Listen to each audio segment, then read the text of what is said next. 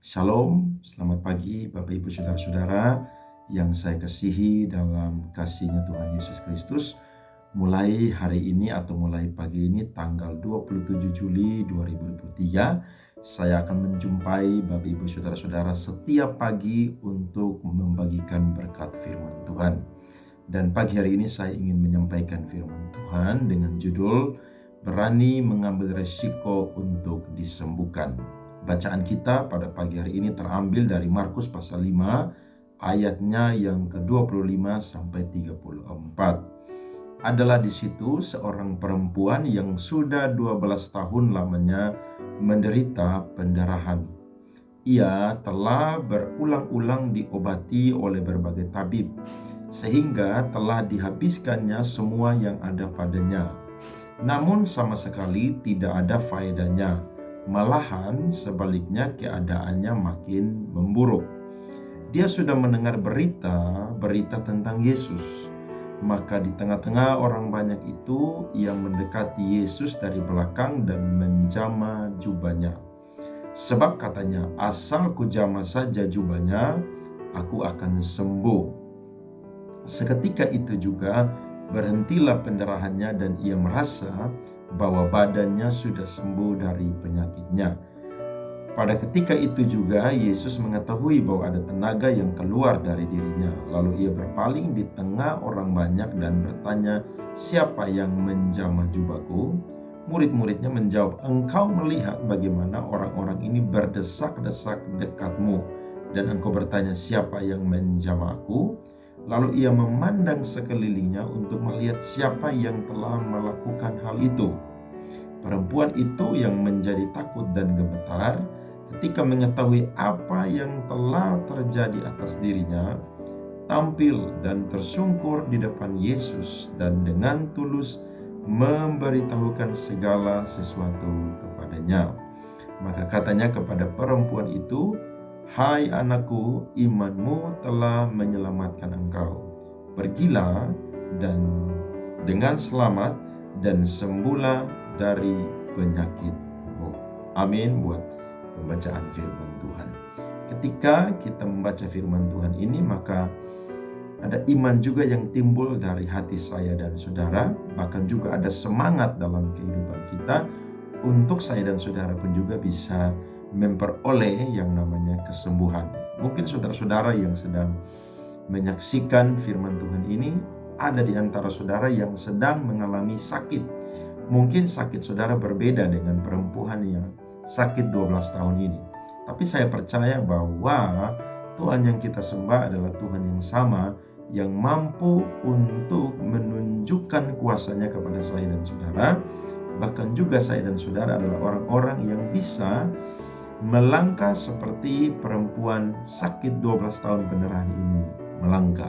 Kalau kita baca firman Tuhan tadi, kita menemukan bahwa ada seorang perempuan yang sudah lama dia sakit, saudara-saudara. Dan sakitnya adalah bukan sakit yang biasa-biasa, tapi sakit yang mengganggu tubuhnya dan juga jiwa dan juga rohnya. Mengapa saya katakan demikian? Karena yang pertama, ketika dia mengalami yang namanya sakit pendarahan, maka bagi tradisi orang-orang Israel yang berasal dari hukum Tuhan, dia adalah seorang perempuan yang najis. Dan ketika dia najis, maka dia diasingkan. Dan ketika dia diasingkan, maka dia sendiri pun tidak akan pernah untuk bisa bergaul dengan orang-orang di sekelilingnya, baik itu keluarganya, baik itu lingkungannya. Bahkan juga dia pun juga tidak akan pernah bisa untuk beribadah di bait Allah, sebab dia dianggap najis. Nah, ini satu penderitaan saudara-saudara yang sangat-sangat mengerikan bagi perempuan ini. Bahkan Alkitab berkata dia adalah seorang yang punya uang, sehingga mungkin dia dibantu oleh keluarganya untuk mencari tabib-tabib yang bisa menyembuhkannya.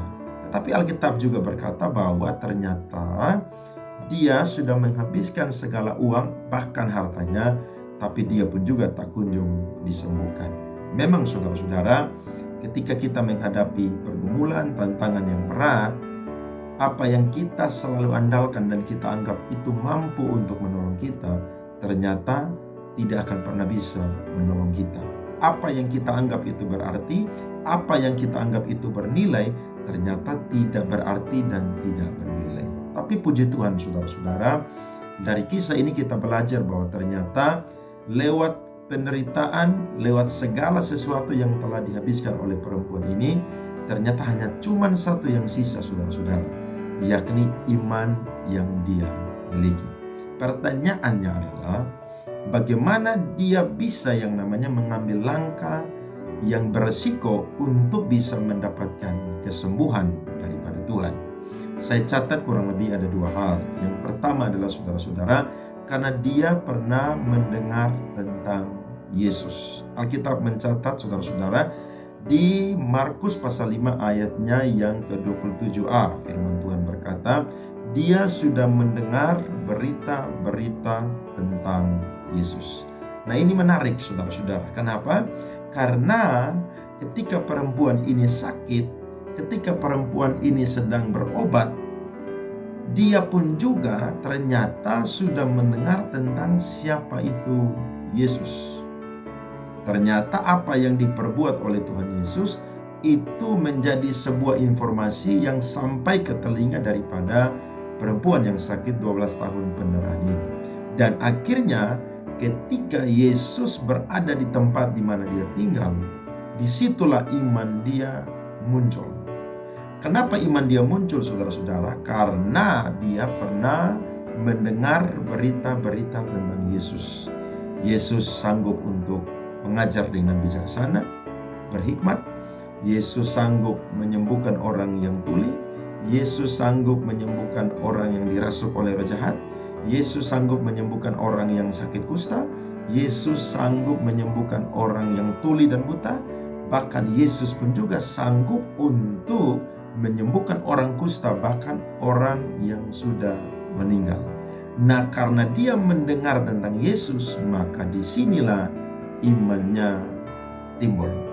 Rasul Paulus berkata dalam Roma pasal yang ke-10 ayat yang ke-17, jadi iman timbul dari pendengaran dan pendengaran oleh firman Kristus. Firman Kristus adalah Yesus sendiri, sebab Yesus adalah sang firman, logos tersebut saudara-saudara. Dan akhirnya ketika dia mendengar tentang Yesus, maka imannya timbul. Ini kadang-kadang berbeda dengan orang-orang yang mengalami penderitaan. Orang sudah biasa mendengar tentang Yesus. Mungkin dia orang Kristen, sudah beribadah, bahkan sudah dibaptis, sudah mengalami kelahiran baru. Tapi kadang-kadang ketika dalam persoalan, dia mudah sekali untuk melupakan siapa itu Yesus. Kalau saudara-saudara yang menyaksikan renungan firman Tuhan ini ada di antara saudara yang punya pergumulan yang berat ataupun juga yang lebih berat dari perempuan yang sakit 12 tahun ini, saya mau berkata yang pertama bahwa ketika saudara dengar firman pada pagi hari ini, pastikan bahwa ada iman saudara-saudara yang timbul. Karena saya percaya mujizat selalu dimulai dari saya dan saudara ketika kita pernah mendengar perbuatan-perbuatan Tuhan yang luar biasa. Daud pernah berkata dalam Mazmur 103, pujilah Tuhan hai jiwaku, janganlah melupakan segala kebaikan Tuhan. Saya dan saudara mungkin sudah pernah mengalami perbuatan-perbuatan Tuhan yang luar biasa. Tapi kalau hari ini saudara dalam pergumulan dan saudara mulai melupakan siapa itu Yesus, pastikan bahwa hari ini saudara-saudara kembali mengingat siapa itu Tuhan. Dia adalah Allah, Yehova Jireh, yang sanggup untuk menyediakan apa yang saya dan saudara butuhkan. Bahkan dia pun juga adalah Allah Yehova Rafa, yang sanggup untuk menyembuhkan sakit saya dan juga saudara. Dan yang kedua saudara-saudara, perempuan ini mengambil langkah iman yang beresiko. Karena dia tahu bahwa ketika dia datang kepada Yesus dan percaya atau beriman, maka pasti dia akan disembuhkan. Ini alasan yang kedua. Ayat 27b berkata, maka di tengah-tengah orang banyak itu, ia mendekati Yesus dari belakang dan menjamah jubahnya. Dia najis, dia tidak akan pernah bisa berhadapan dengan Yesus, karena jangankan dia bisa sampai kepada Yesus, ketika ada orang banyak yang melihat dia saja, dia dianggap najis, maka pasti dia akan diusir. ataupun juga mungkin dia akan mengalami tindakan-tindakan kekerasan. Tapi yang luar biasa adalah dia berkata, sekalipun saya tidak bertatapan dengan Yesus, sekalipun saya tidak berbicara meminta Yesus menyembuhkan saya, asal saja ku jamah jubahnya, maka aku pasti akan disembuhkan. Saudara, ini merupakan teladan dari orang yang punya iman yang luar biasa. Dia tidak perlu yang namanya kontak dengan Yesus. Dia tidak perlu yang namanya curhat atau memberitahukan apa yang menjadi pergumulannya. Tapi dia tahu, dia percaya bahwa ketika dia datang kepada Yesus dan dia yakin, maka pasti dia akan mengalami kesembuhan. Dari sini kita belajar bahwa ternyata iman tidak selalu datang dari seorang hamba Tuhan. Ketika ada banyak orang mengalami pergumulan, dia selalu mencari hamba Tuhan untuk minta didoakan. Itu sesuatu yang tidak salah. Tapi saya mau berkata pun juga, kadang-kadang iman itu timbul dari hati atau dari kehidupan saya dan saudara. Ketika kita berbeban berat, maka mungkin saya dan saudara ada di situasi orang lain mungkin tidak kita perlukan. Yang kita perlukan hanyalah Yesus sendiri, dan kita mau datang kepadanya dan percaya kepadanya. Dan Alkitab berkata, detik itu pun juga perempuan ini mengalami kesembuhan. Kita lihat ayatnya yang ke-28 sampai 29. Sebab katanya, asal ku jamah saja jubahnya, aku akan sembuh. Seketika itu juga berhentilah pendarahannya dan ia merasa bahwa badannya sudah sembuh dari penyakitnya. Saudara bisa lihat, ternyata imannya menyelamatkannya. Dan yang menarik saudara-saudara, ayatnya yang ke-34 berkata, maka katanya kepada perempuan itu, hai anakku, imanmu telah menyelamatkan engkau. Pergilah dengan selamat dan sembuhlah dari penyakitmu.